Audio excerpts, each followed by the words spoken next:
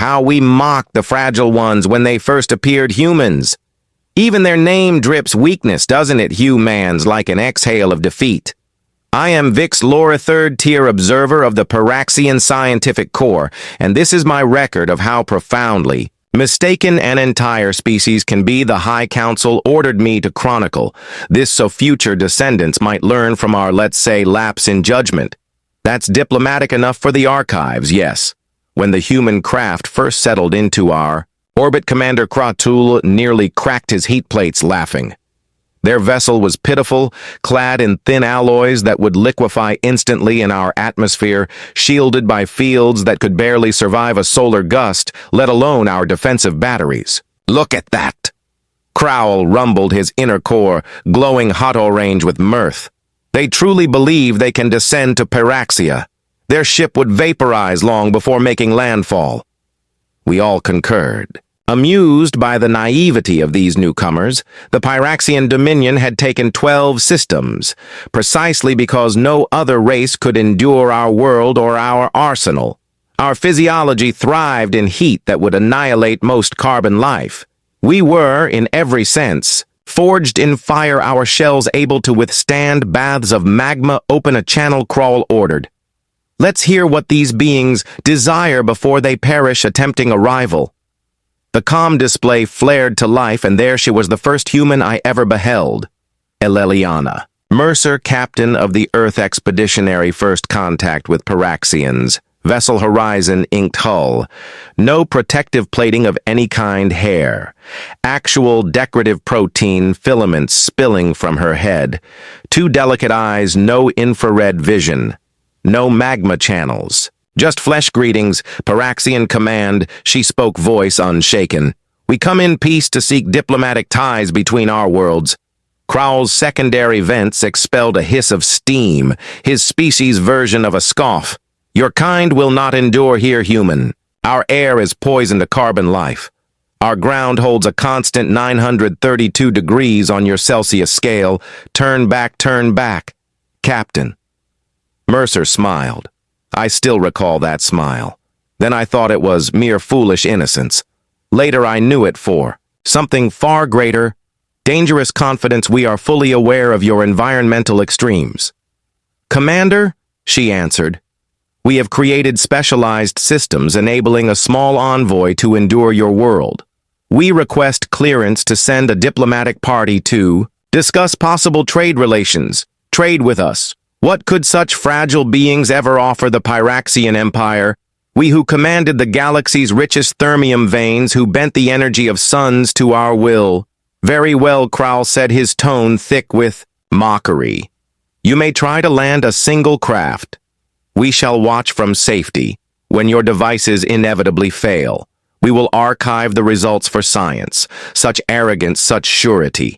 We were so certain of our supremacy, we never once saw them as any danger. 3 solar turns later, their shuttle dropped through our skies. It bore heavy shielding.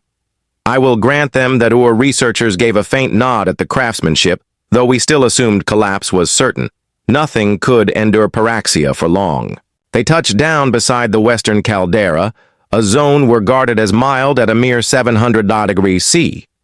A welcoming party was arranged, myself as scientific observer, Commander Kratul for military oversight, and Jaspora from the diplomatic branch. Though why a diplomat was required for such a hopeless attempt was beyond me. The human vessel came to rest on the obsidian flats, heat shimmer twisting the air around it. For long moments, nothing occurred. Crowl was moments from declaring the venture a failure. When the hatch released, 3 shapes emerged, clad in thick silver suits, fully sealed with clear front visors and heavy devices, mounted upon their backs, their gait unsteady like larvae, venturing for the first time into a molten basin. Intriguing, I murmured, adjusting the settings on my data recorder. Their systems must be straining at full output. They will be finished within an hour. Jaspora remarked, her heat plates pulsing faintly with detached curiosity. The tallest of the suited beings advanced and lifted a hand in what we would later recognize as a gesture of greeting. Commander Kra Tula. I am Captain Elliana Mercer of Earth. We thank you for permitting this visit. Her words emerged through an external device on her suit, tinny and artificial. In tone, Kratool's core temperature spiked slightly, a sure mark of irritation. You have managed to land? Congratulations. Now speak your purpose before your shielding fails. We seek to open formal relations and explore possible trade arrangements. Mercer replied. Earth holds resources that may be of value to you, and we have particular interest in your thermium technologies. Kratool emitted a low laugh, a rolling vibration that cast sparks from his vents. What could Earth possibly provide us? Your world is frigid and frail, your kind soft. You cannot even inhale our air or tread our soil without those absurd casings. I caught a shift in Mercer's bearing, subtle yet clear. Even through the suit, there was a new tautness, perhaps a demonstration. Would clarify, she proposed, may we present a token gift? Kratool waved one smoldering limb in casual assent. Continue. The second human identified as science officer, Taro Yamada, retreated to the ship and returned carrying a sealed container with careful movements. He set it down and opened it using tools attached to his suit. Inside was a crystalline structure, unlike anything I'd seen before. It glittered, even in the dim light of our cloud-covered world, refracting rays into complex patterns. This is a quantum computational matrix, Captain Mercer explained. It can process information 1,000 times faster than conventional systems. We thought it might interest your scientists. I moved closer, genuinely intrigued. Our technology was advanced in many ways, but computational systems weren't our strength. The crystal seemed to capture and channel energy in fascinating patterns. How does it withstand heat? I asked the emergency rescue scientist in me, temporarily overriding my disdain. That's the interesting part. Mercer replied, it doesn't just withstand heat. It uses it. The higher the ambient temperature, the more efficiently it operates on Earth. We have to maintain it in special heated chambers here on Pyraxia. It would work at peak performance. Naturally, for the first time, I felt a flicker of respect for these humans. Perhaps they weren't completely useless after all. Kratool was less impressed. A pretty trinket, nothing more. We have more to offer than trinkets, Commander Mercer said, her voice taking on an edge I hadn't heard before. Earth has resources you lack knowledge. You haven't discovered technologies developed for environments you have never experienced. Old claims from a species that can barely stand on our planet. Kratool replied, what happened next would change everything. An alarm suddenly blared from Science Officer Yamada's suit. He staggered, frantically checking readings on his wrist display. Captain? He called, voice tight with urgency. Cooling system malfunction, temperature rising rapidly. The third human security chief, Victor Petrov, moved quickly to assist, but Yamada waved him away. Stay back, he warned. If mine fails, yours could be compromised. 2. Captain Mercer rushed to her officer's side.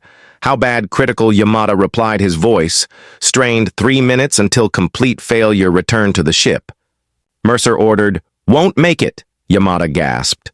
Mobility systems already affected, joints locking up. I watched with scientific detachment, recording data as the inevitable unfolded. Another species learning the hard way that Pyraxia does not welcome. Visitors. The suit was already beginning to smoke in places, the outer layer degrading under our world's relentless heat. Can we help? Jaspora asked. Surprising me. The diplomat's always so sentimental, unless you can instantly transport him to a sub-zero environment.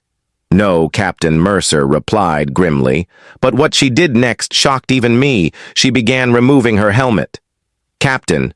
No, Petrov shouted, grabbing her arm. She shook him off his suit. Is failing. Mine isn't far behind. The ship's too far. You will die. Petro insisted not. If I'm fast, she replied completely. Detaching her helmet, we Pyraxians watched in astonishment as she exposed her fragile human face to our atmosphere. Her skin immediately reened, sweat pouring from it. Instantly, she should have collapsed. Immediately, from heat stroke and toxic gas inhalation, instead, she held her breath and moved with astonishing speed to Yamada's side. With practiced motions, she accessed an emergency panel on his suit and performed some kind of override his suit vents. Suddenly released a cloud of white gas, some kind of emergency coolant. I realized to get to the ship, she gasped. Council deliberations between desperate breaths, now Yamada, his suit temporarily stabilized, began moving toward the landing craft with. Petrov's assistant, Captain Mercer, replaced her helmet, her face now severely burned and blistered. She staggered, clearly in extreme pain, but remained standing, impossible.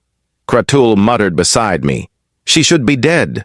Apparently, I replied, "We don't know as much about human physiology as we thought." The diplomatic meeting was cut short as the humans retreated to their vessel for medical treatment before they departed. Captain Mercer, her face visible through her helmet, raw and blistered, but somehow still formed into that unsettling smile, made one final statement. "We will return in 7 days. Commander, perhaps then you will be more interested in what humans have to offer." Their ship departed, leaving us in confused silence. Could all humans survive our atmosphere? Jaspora wondered aloud for a few moments. Perhaps, I replied, reviewing my data, but the damage was severe. No species could endure such conditions regularly.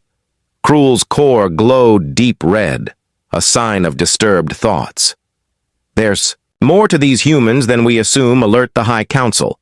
"I want a full analysis of their biology, their technology, and their strategic capabilities before they return. Wisest among us, their weakness is also their strength. Speak plainly." Elder Crowl demanded. "They are soft." "Yes," Mox Rail said slowly, heat rippling across his ancient plates. "But consider this: in all our conquests, we have encountered species that evolved in environments similar to our species that rely on hardness, on impenetrable exteriors, on resistance. These humans are different. They break easily, but they repair themselves. They adapt. They endure an uncomfortable silence." Fell over the chamber. "Prepare for their return," Moxrail finally ordered. "But this time we will test them properly. If they seek to establish relations with the Pyraxian Empire, they must prove their worth." "How?" I asked. The Elder's core glowed with an intensity I rarely witnessed the trial of. Flame, of course, as all potential allies must face. Even Kratul looked shocked, but that would kill any human. Instantly, Moxrail's heat plates shifted in what passed for a smile among our kind. "Then we shall see what these humans are truly made of, Mod." As I left the council chamber, I found myself strangely troubled by the decision. The trial of flame had never been meant for non-Pyraxians. It was suicide. But something about Captain Mercer's eyes, the way she had looked at us after enduring our atmosphere burned, button broken, made me wonder. 7 days later, their ship returned as promised. This time they came prepared for a longer stay, bringing a prefabricated habitat module designed to create a survivable environment for extended diplomacy. Little did they know what awaited them. Little did we know how everything was about to change, because sometimes the weakest species has strengths you never imagined, and sometimes those who walk through fire emerge as something else entirely. When Captain Mercer and her crew returned, they arrived with an impressive modular habitat, the structure deployed with remarkable efficiency, unfurling like some kind of mechanical flower upon the obsidian plains of western Caldera. Quite the operation. "They have brought this time," Jaspora observed as we watched from our observation post. "Perhaps they are more serious about diplomacy than we thought." Commander, preparation for the impossible. Crowl's heat plates flickered dismissively. "Irrelevant. The Council has decided if they want relations with Pyria, they face the trial of flame." I shifted uncomfortably, my inner core temperature fluctuating with what humans might call concern. Not that I cared about these soft creatures personally. You understand. Purely scientific interest. "Has anyone informed them?" I asked. "That's why you are here, observer," Vexlor Crowl replied, his core glowing with dark amusement. "You will explain the tradition to them. Wonderful."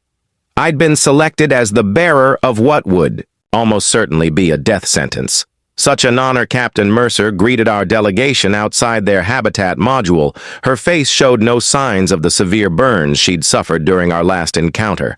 Another surprise, their healing capabilities exceeded our estimates. "Welcome back to Pyraia," I said, performing the traditional heat vent greeting. "Your dwelling appears adequate." "Thank you," she replied, with that unsettling human expression, a smile I'd learned it was called. "We have designed it to withstand your environment for up to one planetary cycle, plenty of time for substantial diplomatic discussions." I noticed her protective suit appeared different, being thinner, more flexible, yet still maintaining internal temperature. Fascinating adaptations in such a short time frame. About those discussions, I began choosing my words carefully. "The High Council has reviewed your proposal for relations. There is a traditional prerequisite for new allies." "A prerequisite?" She tilted her head questioningly. "Of the Trial of Flame," I explained. "All potential allies of the Pyraxian Empire must demonstrate their worthiness through this ancient ceremony." "What does this trial involve?"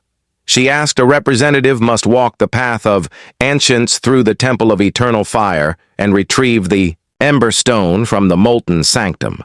I delivered this information in my most formal scientific tone, as if discussing weather patterns rather than what would surely be Herdith inside her helmet. I saw her expression change, not to fear as I expected, but to thoughtfulness. "What's the catch?" she asked. "The temple temperature must be extreme even by your standards. The molten sanctum reaches temperatures of 1,600 degrees C, I confirmed. "No non-Pyraxian has ever survived the attempt." "Then why ask us to try it is tradition," I replied stiffly. Captain Mercer's eyes narrowed slightly. "But you know our protective gear can't withstand those temperatures. You are essentially asking us to sacrifice someone." I remained silent. She wasn't wrong. She studied me for a long moment, then spoke into her communication device. "Taro Victor, we need to talk." The humans retreated into their habitat for a private discussion. I returned to our observation post where Krastul awaited my report. Well, he demanded did they refuse as expected. "Entering the temple, they are discussing it," I replied. Captain Mercer seemed to understand the implications immediately. "Of course she did." Krasto rumbled. "She's not stupid, just soft. They will refuse and leave, and we can report to the Council that humans aren't worthy of alliance with Pyraxia 3. Hours later, my communication device activated with a message from the human encampment. "We accept your challenge," Captain Mercer's voice announced. "When does the trial begin?" Even Krall's eternal confidence faltered momentarily. "They accepted." "Apparently," I replied. Equally confused, "They must not understand what's involved." Jazz Pora suggested. Perhaps something was lost in translation. Was extremely clear. I insisted, heat rising to my faceplates. In defense of embarrassment, Crowell's core flared bright orange. "It doesn't matter if they wish to sacrifice one of their kind in a futile gesture. Let them inform them. The trial begins at next rising." When I delivered this news to Captain Mercer, she simply nodded. "We will be ready, Captain." I found myself saying, "I feel obligated to emphasize that no protective suit you possess can withstand the molten sanctum." "We understand the parameters," she replied calmly. "Sometimes diplomacy requires sacrifice." Something in her tone disturbed me. These humans were planning something, but what their technology, while impressive for a cold-adapted species, couldn't possibly overcome the fundamental laws of thermodynamics. Nothing they built could withstand our most sacred temple. The next morning, a procession formed at the base of Fire Mountain, where the ancient temple had been carved directly into volcanic rock millennia ago. The entire scientific division attended, along with military officials and council representatives. None wanted to miss watching the humans' futile attempt. "Which of you will undertake the trial?" Elder Mox Rail asked when the human delegation arrived. Captain Mercer stepped forward. "I will," Why was I not surprised? This human seemed to have a particular talent for placing herself in mortal danger very well. Mox rail intoned the rules are, the molten sanctum, simple you must walk the path of ancients to the temple's heart. Retrieve the emberstone from the molten sanctum and return with it to this spot. No weapons are permitted. No external assistance. Once you begin, understood. Mercer replied. I expected her to be wearing some new experimental protective suit instead. She wore what appeared to be a simple white garment made of some reflective material with a breathing apparatus that covered only her mouth and nose and clear protective eye. Where Captain Science Officer Yamada said quietly, "Final systems check." He examined various small devices attached to her garment, making adjustments, some kind of cooling system. I presumed, though clearly inadequate for what lay ahead. Whatever happens, Mercer told her team maintain diplomatic protocols. Remember our mission. The temple entrance loomed before us, waves of heat distorting the air around its ancient archway. Inside, narrow passages wound through the mountain, gradually descending toward the active magma chamber at its heart. Even we, Pyraxians, considered the deeper sections challenging again when ready. Mox announced Captain Mercer, took a deep breath, nodded to her team, and stepped into the temple entrance. The crowd of Pyans fell silent, heat plates dimming in the equivalent of a respectful moment before witnessing death. I activated my data collector, determined to document whatever happened for scientific posterity. To everyone's shock, Captain Mercer didn't immediately collapse. She moved steadily down the passage, her strange garment glowing slightly in the dim, red-lit interior. Fascinating, I murmured, adjusting my instruments. Her core temperature is rising, but more slowly than predicted. Some kind of advanced cooling technology. Another scientist suggested. Impossible. Kra Tool insisted nothing could dissipate heat efficiently enough in those conditions, yet she continued reaching the first chamber, where centuries-old magma flows created naturally occurring columns. The temperature here reached 800 degrees, enough to melt standard metals. The human's garment began to smoke slightly, but she pressed on through my monitoring equipment. I could detect her. Vital signs, heart rate elevated, but steady respiration, rapid but controlled core temperature rising, but not yet fatal. How is this possible, Jazz? Pora wondered, aloud voicing the question in all our minds. Captain Mercer disappeared into the second chamber, where few visitors ever ventured. Even from outside, we could see the garment was now visibly deteriorating, patches blackening and flaking away. She's dying, one observer noted clinically, just more slowly than expected. I wasn't so certain. Something about her movements remained purposeful, controlled. This wasn't a desperate last march. This was calculated when she entered the third chamber, the last space. Before the molten sanctum itself, most of her protective garment had burned away through my instruments. Could see her skin was red, blistered in places, but she kept